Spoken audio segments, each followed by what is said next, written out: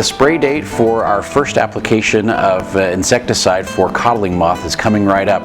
The 8th through the 12th of June is when we should start spraying, and we've got a couple of products that work great. One's organic. This is a fruit tree spray from Fertilome. It's an all organic, natural insecticide and fungicide combination.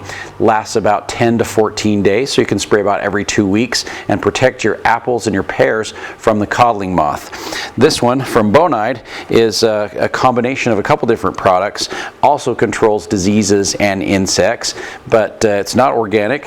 The nice thing about this product is it will last for about 18 to 21 days, so you can get longer residuals, so you don't have to spray as frequently. So you're spraying about every 2 weeks with the Fertilome and about every 3 weeks with the Bonide Fruit Tree and Plant Guard.